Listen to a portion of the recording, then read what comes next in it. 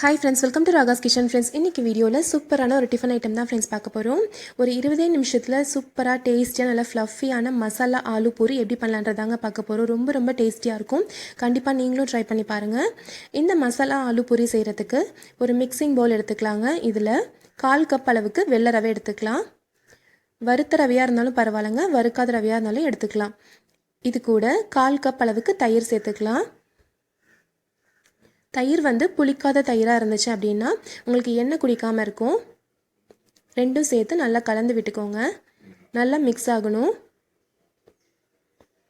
தயிர் வந்து கட்டியான தயிர் தான் பயன்படுத்தணும்னு இல்லைங்க, நம்ம வீட்டில் யூஸ் பண்ணுற தயிர் வந்துட்டு 1/4 கப் அளவுக்கு எடுத்தால் போதும். சேர்த்துட்டு ரெண்டும் நல்லா கலந்து விட்டுட்டு இது ஒரு 5 நிமிஷம் வந்துட்டு ஊற வச்சுக்கலாம். ஒரு 5 நிமிஷம் ஊறினாலே போதுங்க. இப்போது ஒரு மீடியம் சைஸில் இருக்க உருளைக்கிழங்கு வேக வச்சு எடுத்து வச்சுருக்கேன். இதை தோல் எடுத்துட்டு கட்டி எதுவும் இல்லாத மாதிரி நல்லா மசிச்சு வச்சுக்கலாம்.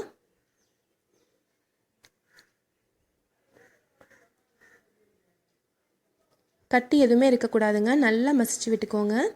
அப்போ தான் வந்துட்டு நம்மளுக்கு பூரி நல்லா ஃப்ளஃபியாக நல்லா உப்பலாக வரும். பாருங்கள், இப்போ எல்லாத்தையும் நல்லா மசிச்சு விட்டாச்சு.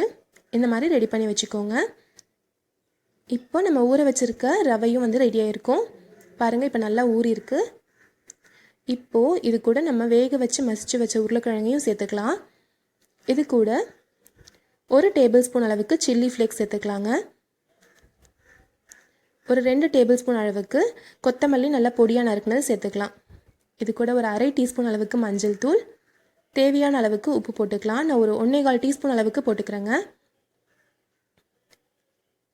இது கூட ஒரு 1/2 ஸ்பூன் அளவுக்கு கரம் மசாலா, ஒரு 1/4 ஸ்பூனுக்கு கொஞ்சம் குறைவான அளவில் பெருங்காயத்தூள் சேர்த்துருக்கேன். சேர்த்துட்டு நல்லா கலந்து விட்டுக்கோங்க. பெருங்காயத்தூள் வந்து ஆப்ஷனல் தாங்க. நீங்கள் பெருங்காயத்தூளுக்கு பதிலாக இஞ்சி பூண்டு பேஸ்ட் இருந்துச்சுன்னா அது கூட ஒரு 1/2 டீஸ்பூன் அளவுக்கு சேர்த்துக்கலாம். சேர்த்துட்டு இது எல்லாத்தையும் நல்லா கலந்து விட்டுக்கோங்க. எல்லாத்தையும் நல்லா மிக்ஸ் பண்ணி விட்டுட்டு இப்போ இது கூட நம்ம வந்துட்டு கோதுமை மாவு சேர்க்க போகிறோம். கட்டி எதுவும் இல்லாத மாதிரி நல்லா கலந்து விட்டுருங்க. பிசைஞ்சு விட்டதுக்கப்புறமா இதில் தண்ணி எதுவும் ஆட் பண்ணாமல் நான் வந்துட்டு ஒரு 100 கிராம் அளவுக்கு கோதுமை மாவு எடுத்திருக்கேங்க. 1 கப் அளவுக்கு எடுத்துகிட்டு அதில் கொஞ்சம் கொஞ்சமாக சேர்த்து நம்ம பூரி மாவு பதத்துக்கு அதை பிசைஞ்சு வச்சுக்கலாம். உருளைக்கிழங்குல இருக்க ஈரத்தன்மையும் நம்ம தயிர் சேர்த்துருக்கோம் இல்லைங்களா, அதில் இருக்க ஈரத்தன்மையுமே போதும். தண்ணி எதுவும் சேர்க்காதீங்க. எவ்வளோ கோதுமை மாவு இது இழுக்குதோ அந்த அளவுக்கு நீங்கள் வந்துட்டு கோதுமை மாவு சேர்த்துக்கலாம்.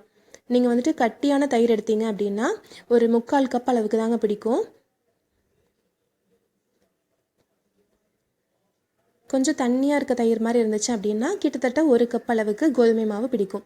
இதெல்லாம் சேர்த்து நல்லா வந்து பிசைஞ்சு விட்டுக்கோங்க. சில்லி ஃப்ளேக்ஸ் அப்படின்றது ஒன்றும் இல்லைங்க, ஜஸ்ட்டு வந்துட்டு வரமிளகாயை வறுத்துட்டு அதை வந்து பொடி பண்ணி வச்சுருக்கோம், அவ்வளோதான். அதாவது கொரன்னு வந்துட்டு பொடி பண்ணால் போதும். அந்த மாதிரி எடுத்து வச்சு தான் சில்லி ஃப்ளேக்ஸ். இதில் ஒரே ஒரு ஸ்பூன் எண்ணெய் சேர்த்து நல்லா சாஃப்டாக இந்த மாதிரி பிசைஞ்சு வச்சுக்கோங்க. பாருங்கள், இந்த அளவுக்கு நல்லா சாஃப்டாக இருக்கணும். இப்போது நம்மளுக்கு பூரி செய்கிறதுக்கு மாவு ரெடி ஆயிடுச்சு. இப்போ நம்ம சொன்ன அளவுக்கு வந்துட்டு பார்த்திங்க அப்படின்னா கரெக்டாக ஒரு 15 பூரி கிட்ட வருங்க. இந்த மாதிரி நம்ம மாவு ரெடி பண்ணி வச்சிடலாம். இப்போ கொஞ்சம் கொஞ்சமாக மாவு எடுத்து உருண்டை பிடிச்சி வச்சிடலாம்.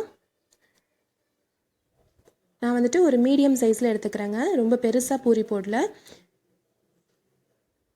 பாருங்கள், இந்த அளவுக்கு உருண்டை பிடிச்சிக்கிறேன். இதே மாதிரி எல்லா மாவுலுமே உருண்டை பிடிச்சி வச்சிடலாம். கிட்டத்தட்ட பார்த்திங்க அப்படின்னா ஒரு 15 உருண்டை கிட்ட வந்திருக்கு. இப்போது பூரி எல்லாமே தேய்ச்சிடலாம். நம்ம சாதாரணமாக சப்பாத்திக்கு தேய்க்கிறத விட பூரிக்கு வந்து கொஞ்சம் திக்காக தேய்க்கணுங்க, அப்போ தான் நல்லா உப்பலாக வரும். கொஞ்சமாக கோதுமை மாவு தொட்டுட்டு இப்போ நம்ம பூரிக்கு தேய்ச்சிக்கலாம்.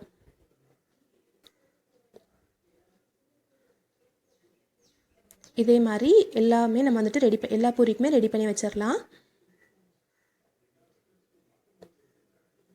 பாருங்கள், இந்த அளவுக்கு திக்னஸ் இருக்கணும். நான் இந்த சைஸ்க்கு தாங்க பூரி போட போகிறேன். இதே மாதிரி இப்போ எல்லா பூரிக்குமே தேய்ச்சி வச்சிடுறேன். பாருங்கள், இப்போது பூரி போட்டு பொரிக்கிறதுக்கு எண்ணெய் ரெடி பண்ணிக்கலாம். ஸ்டவ்வில் ஒரு வாணலி வச்சுக்கலாங்க. அதில் பொரிக்க தேவையான அளவுக்கு எண்ணெய் ஊற்றி நல்லா சூடு பண்ணிக்கலாம். எண்ணெய் நல்லா சூடாக இருக்கணுங்க. நல்லா சூடு பண்ணதுக்கப்புறமா தீ வந்துட்டு மீடியம் ஃப்ளேமில் வச்சுட்டு நம்ம வந்து பொரிச்சு எடுத்துக்கலாம். எண்ணெயில் நம்ம தேய்ச்சி வச்சுருக்க பூரி போட்டு லைட்டாக இப்படி கரண்டியில் ப்ரெஸ் பண்ணி விட்டிங்கன்னா நல்லா இந்த மாதிரி நல்லா உப்பெல்லாம் வருது பாருங்கள், சூப்பராக ஃப்ளஃபியாக. இப்போ திருப்பி போட்டுடலாம். ஜஸ்ட்டு ஒரு 10 செகண்ட் இந்த சைடு திருப்பி போட்டாலே போதுங்க. 2 சைடும் சூப்பராக வெந்துருச்சு. இப்போ நம்ம பூரி எடுத்துடலாம். நல்லா டேஸ்டியான சூப்பரான மசாலா ஆலு பூரி ரெடி ஆயிடுச்சுங்க. கண்டிப்பாக நீங்களும் இதே மாதிரி ட்ரை பண்ணி பாருங்கள், நல்லா சூப்பராக வரும். எண்ணெய் வந்துட்டு மீடியம் ஃப்ளேமில் வச்சு நீங்கள் வந்துட்டு பொரிக்கிறப்போ சரியாக இருக்குங்க. லைட்டாக இந்த மாதிரி ப்ரெஸ் பண்ணி விட்டாலே போதுங்க. பாருங்கள் எப்படி நல்லா உப்பலாக வருதுன்னு. கண்டிப்பாக குட்டீஸ்லேருந்து பெரியவங்க வரைக்கும் எல்லாருக்குமே பிடிச்சிருக்கும். நம்ம வந்துட்டு உருளைக்கிழங்கு சேர்த்துருக்கனால நல்லா சாஃப்டாகவே இருக்குங்க, ஹார்ட் ஆகாது. நல்லா சாஃப்டான பூரியாக இருக்கும். எப்பயுமே நம்ம ஒரே மாதிரி டிஃபன் சர்வ் பண்ணுறதுக்கு கண்டிப்பாக இது மாதிரி ட்ரை பண்ணி பாருங்கள், உங்களுக்கு ரொம்ப ரொம்ப பிடிச்சிருக்கும். சுவையான மசாலா ஆலு பூரி ரெடி ஆயிடுச்சு. இதுக்கு சைட் டிஷ் வந்து பார்த்திங்கன்னா தயிரில் கொஞ்சமாக சாட் மசாலா சேர்த்து நல்லா கலந்து விட்டுருக்கேங்க. இது தொட்டு சாப்பிட்றப்போ ரொம்ப ரொம்ப டேஸ்ட்டாக இருக்கும். இது கூட நீங்கள் தேவைப்பட்டால் கொஞ்சமாக பொடியாக நறுக்கின வெங்காயமும் சேர்த்து கலந்து விட்டுக்கலாம்.